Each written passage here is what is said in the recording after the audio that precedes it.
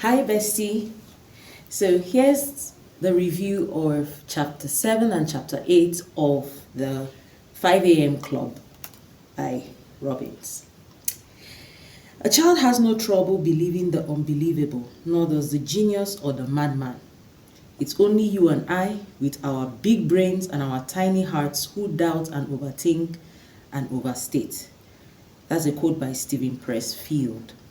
So, you are changing your life by starting the process of bringing application to my insights and methods.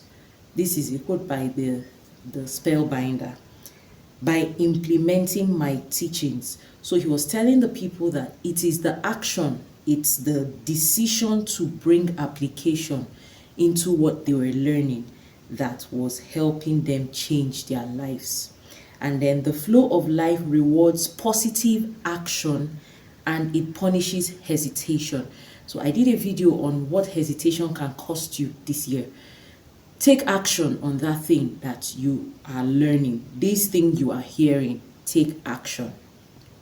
The second thing is that real power never comes from anything external. True and enduring power comes when you contact your true self and unleash your inner power. You know, one of the quotes I love so much is becoming a better version of myself every day. So the real power, that power you are looking for, that power you want to see, I tell my clients all the time, starts with you. Starts with finding out who you are, finding out who you really are, and unleashing that inner power that you have. So discover your true self, discover your strengths, your weaknesses, and unleash. He also taught them the 2x3 mindset. That's to double your income and impact, triple your investment in 2 core areas.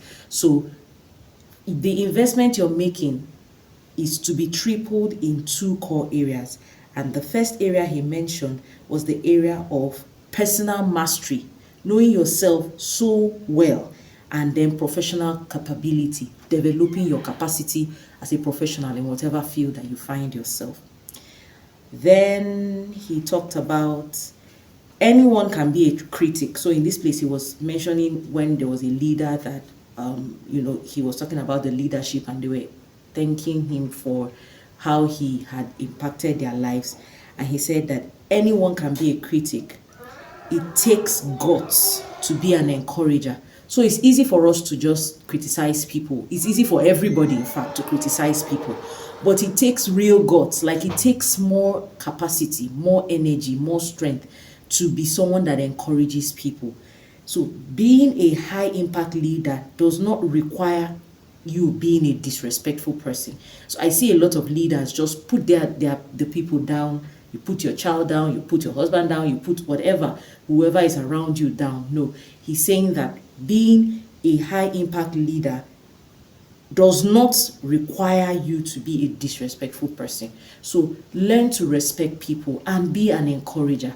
Give more energy to encouraging people because that energy you give out actually produces more for you. That brings me to the end of chapter 7 and I head into chapter 8. In chapter 8 of the 5 a.m. method, he said, and I quote, "It is well to be up before daybreak, for such habits contribute to health, wealth, and wisdom." One thing that this book has taught me, reading it, is that getting up early to plan your day, it actually gives you a lot of energy for the rest of the day. There's something that waking up late actually does to you. It makes you feel like you are already behind on life. And so it's just like the energy you'd have gotten at that early part of the day, you sacrifice it on the altar of taking more time, to sleep. Even if you get an opportunity to wake up earlier, then sleep back. That's also good, as in waking up enough at an early time of the day to catch up on the energy that you need, on the boost that you need for the rest of the day. I would also encourage that. That's for those that have different time schedules. So he said, having lots of money doesn't make you different. It just makes you more of who you were before you made the cash. It's a quote that keeps me going. Money doesn't make you different. it only amplifies who you are. Money is amoral. It's not immoral. It's not moral. It just amplifies who you are, just like power and position and authority. And so you see people that were always very rude, and then just giving them a position of class captain or class monitor even makes them start acting up in very funny ways. That gets to show you that money or position or power doesn't actually change you. It just amplifies who you are. Then he encouraged them while they were in the retreat. And that's something that I really love, that they took up on that opportunity. It came at them and the entrepreneur was like, let's go, let's do this. Yes, this man seems crazy. I don't even understand what he's talking about, but let's do this. And they took up that offer. So he was encouraging them and he said, no more rushing in the morning. You know, like a lot of us mothers or wives or people that work certain time, 9 to 5 or 8 to 6 or 8 to 4, there's a way we wake up. It's like we just jump up and then we jump out at the at the day. So he said no more rushing in the morning. Imagine what that alone time does for the quality of your day. Starting your day luxuriating in the quietude only the early morning provides. Beginning your day feeling strong and centered and free. I found that my mind became dramatically more focused as the day progressed.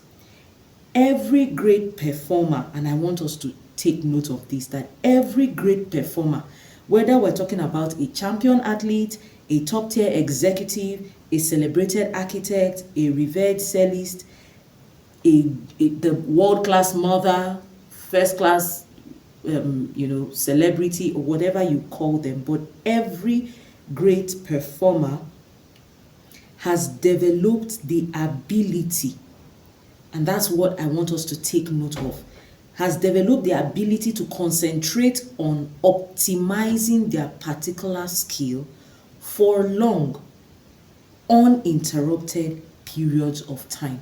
So what have they done? They have taken time to develop the capacity. They have optimized that skill of staying for long uninterrupted periods of time. So they've learned to harness that particular skill of staying long periods of time alone. Some of us are actually afraid of being alone because we're afraid of what we will meet when we are alone. It's not necessarily fear of dark or fear. It's just that fear of facing ourselves. So that early morning alone time every day gives you the opportunity to face those things and, like I said earlier, draw the energy that we need for the day. This capability is one of the special factors that allows them to generate such high quality results in a world where too many people dilute their cognitive bandwidth and fragment their attention, accepting poor performances and ordinary achievements while leading lives of disappointing mediocrity. So there is a lot that you have to offer. There is a lot that you can bring to the table. But because we don't take out time to dig deep into that much that we have to offer, at that alone time when there is a lot of energy to be absorbed for the day, we do with less. We function, like he said, in disappointing mediocrity. So we're just okay with the average. Oh, whatever comes, however it comes, oh, I'm okay with it. Meanwhile, there's so much more than we can do. And he talked about the 20-20-20 formula, and he said, trust me, once you learn this concept alone and then apply it with persistency, your productivity, prosperity, performance, and impact will increase exponentially. So once you apply, I want to break it down for you. He said the 20-20-20 formula, and I believe they'll share with us in the review of the next chapters. He said the 20-20-20 formula helps you to, he said once you learn it and apply it with persistency. Persistency is the key word there. If you apply it with persistency, then your productivity,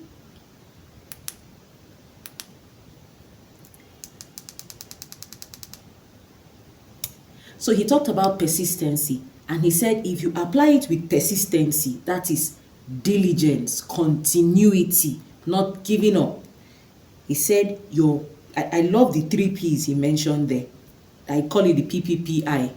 So your prosperity, your performance, and your productivity and impact. Productivity, prosperity, performance, impact will increase exponentially. And to summarize the chapters I just reviewed, chapter 7 and chapter 8 of the 5 a.m. Club, is a quote. He said, "This has made me realize that I cannot put off, you cannot put off, we cannot put off improving our health and our happiness and our confidence and even our love life. Don't put it off. Don't say, I will do that later. Oh, when I get my this, then I will do that." That's the myth of happiness. It's a deception. I tell my clients, it's a deception of happiness when you assume that until this happens, then I can now go to that.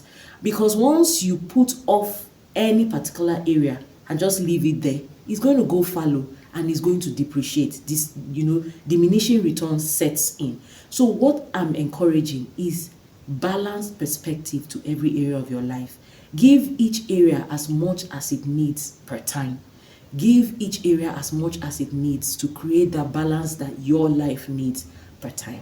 Thank you for staying with me on this review. It's the e-click of Volitional Moms, and we just presented to you the review of the 5 a.m. Club, chapter 7 and chapter 8. See you.